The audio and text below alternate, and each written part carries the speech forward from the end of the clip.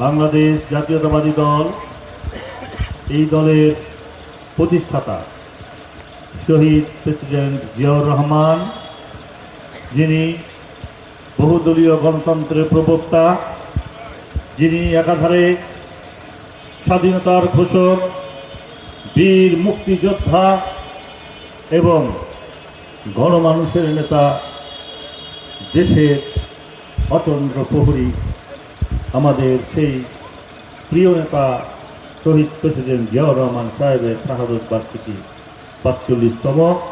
এই অনুষ্ঠানে সম্মানিত সভাপতি, বিরুল উপজেলার সম্মানিত সভাপতি, সাধারণ সম্পাদক, সহসভাপতি, যুগ্ম সাধারণ সম্পাদক, আমাদের পৌর বিএনপির সম্মানিত সাধারণ সম্পাদক, আমাদের বিভিন্ন অঙ্গ সহযোগী সংগঠনের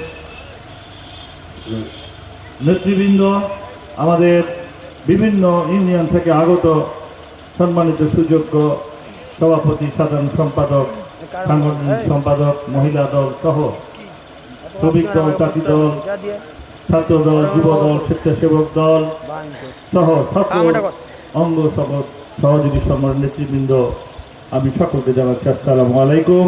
হিন্দু সম্প্রদায় থাকলে আদাব।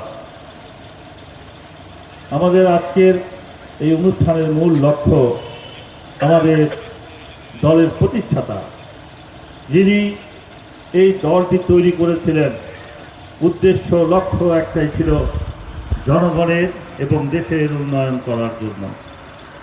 সততার সঙ্গে, নির্ভীকতার সঙ্গে যিনি সামান্য একটি বছর, দুটি বছর উনি ক্ষমতায় এসে দেশ পরিচালনা করার সুযোগ পেয়েছিলেন। কিন্তু সৎ মানুষের অনেক শত্রু হয়। যারা সততার সঙ্গে কাজ করতে চায় তাদের শত্রু কিন্তু অনেক বেড়ে যায়। কিন্তু উনি সততার সঙ্গে কাজ করে লক্ষ কোটি জনতার হৃদয় কিন্তু স্থান করে নিয়েছেন। এই কর্মটাই উনাকে আজীবন এই বাংলাদেশের মাটিতে জীবিত করে রাখবে। তাই আমরা যারা জিয়ার সৈনিক, আমরা যারা বাংলাদেশ জাতীয়তাবাদী দলের কর্মী, আমাদেরকে সেরকম সৎ